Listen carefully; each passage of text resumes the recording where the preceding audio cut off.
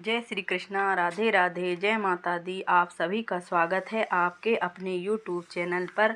आज मैं आपको वैशाख मास का महत्व का 5वां और 6वां अध्याय सुनाने जा रही हूँ। कृपया ध्यान पूर्वक सुने। नारद जी कहने लगे कि हे राजन, वैशाख मास सब धर्मों, तपों और मासों में श्रेष्ठ है।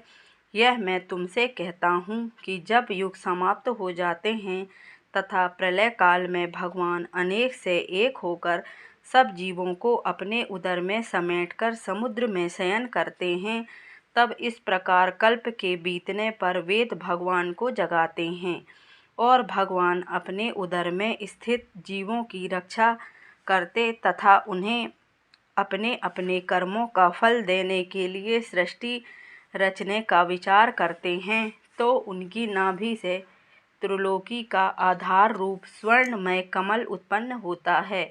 उस कमल के विराट रूप ब्रह्मा उत्पन्न हुए।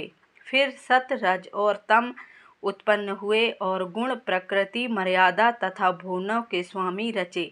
फिर वर्णाश्रम के विभाग पर धर्म की कल्पना करते हुए मंत्र, स्मृति, पुराण और इतिहास रचकर इसके प्रवर्तक ऋषि उत्पन्न किए। अलग अलग वर्णों के धर्म निर्माण किए। प्रजा अपने धर्म में यथोचित लगी हुई है या नहीं, यह देखने के लिए साक्षात अंतर्यामी भगवान डर दिखाने और परीक्षा के निमित्त अवतार धारण कर आप इस संसार में आए। वर्षा काल में कई कीचड़ में फंसकर यथोक्त धर्म कार्य नहीं कर सकते। शीत में वातादि से दुखी होकर ठीक धर्म पर नहीं चल सकते। शरद ऋतु में ठंड के मारे प्रातः काल नहीं उठते हैं, इससे बड़ा दुख होता है। इस कारण भगवान ने संपूर्ण पापों के निवारण के लिए बसंत ऋतु बनाई है। यह ऋतु दान, यज्ञ, क्रिया और सब भोगों के लिए अनुकूल है। मीन की संक्रांति में वर्णाश्रम वासियों के घरों में रहकर भगवान लोगों को कर्मों को देखते हैं। धर्म पर चलने वाले मनुष्यों की कामना पूरी करते हैं और अधर्म पर चलने वाले की आयु और धन छीण करते हैं। जो वैशाख मास में अच्छी तरह भगवान का पूजन करते हैं, अर्थात उन्हीं के रूप साधु महात्माओं की सेवा करते हैं, तथा जो अन्य महीनों में नहीं करते किंतु वैशाख मास में ही करते हैं, उनकी पूजा आदि को देखकर भगवान उनको क्षमा कर देते हैं। जैसे कोई राजा अपनी प्रजा को देखने के लिए अपने राज्य में आता है और प्रजा यथाशक्ति कुछ भेंटें लेकर अपने राजा के समीप जाती है, तब राजा उसी से यह अनुमान लगा लेता है कि उक्त प्रजा में कौन कितना राज्य भक्त है। उसी तरह भगवान भी पूजा से यह देखते हैं कि कितनी श्रद्धा है। भगवान इस मास में सब प्राणियों की परीक्षा करते हैं। अब 5वां अध्याय समाप्त हुआ। अब मैं आपको 6वां अध्याय सुनाती हूँ। नारद जी कहते हैं कि हम एक ब्राह्मण और छिपकली का इतिहास कहते हैं। प्राचीन काल में हेमंग नाम वाला एक राजा इक्ष्वाकुवंश में हुआ। वह ब्राह्मणों का बड़ा भक्त, किसी की निंदा न करने वाला, शत्रुओं पर विजय पाने वाला तथा जितेंद्रिय था। उसने इतने यज्ञ किए कि कुशाओं से पृथ्वी पर कुशा ही कुशा दिखाई देने लगी। उसने गौभूमि तथा स्वर्ण का दान देकर अनेक ब्राह्मणों को प्रसन्न किया। कोई ऐसा दान नहीं जो उसने न किया हो, परंतु उसने कभी वैशाख मास में जलदान नहीं किया। वह कहता था कि अलभ्य वस्तु दान करने का फल है, जल तो सहज में ही लभ्य है।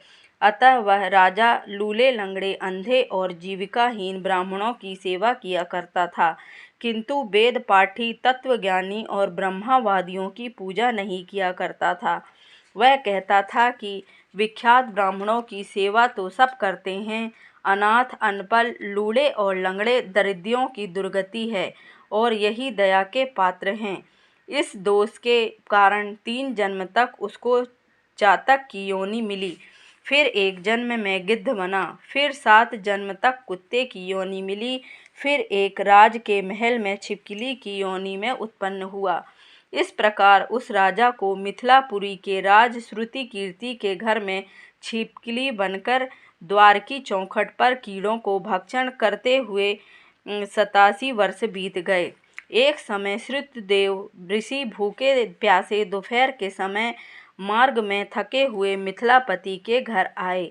ऋषि को देखकर राजा ने खड़े होकर उनका बड़ा आदर सत्कार किया, मधुपर्क आदि उनके करके उनका पूजन किया और उनके चरण धोकर अपने माथे पर उस जल को छिड़का। देवयोग से उस जल की एक बूंद पड़ते ही उसको अनेक योनियों के जन्म का ज्ञान हो गया और हाय हाय कर कहने लगा कि हे ब्राह्मण देवता, मेरी रक्षा करो, मेरी रक्षा करो। छिपकली के ऐसे वचन सुनकर ब्राह्मण को बड़ा आश्चर्य हुआ और कहने लगे कि तू कौन है और क्यों इतना विलाप करता है? तू अपना सब वृतांत कह, मैं अभी तेरा उद्धार करूँगा। ऋषि के ऐसे वचन सुनकर वह छिपकली कहने लगी कि हे ब्रह्मन, मैं इक्ष्वाकु कुल में उत्पन्न हुआ।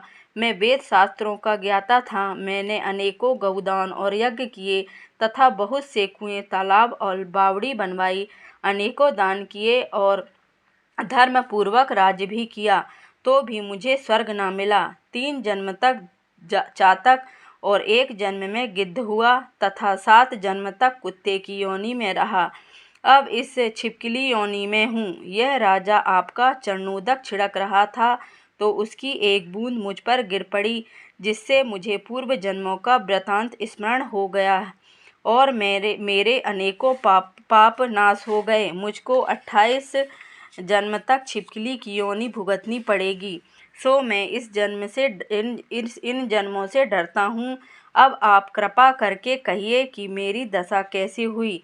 तब ऋषि ने अपने ज्ञान चक्षु द्वारा सब कुछ जान लिया और कहने लगे कि मैं तुम्हारी बुरी योनि का कारण जानता हूँ।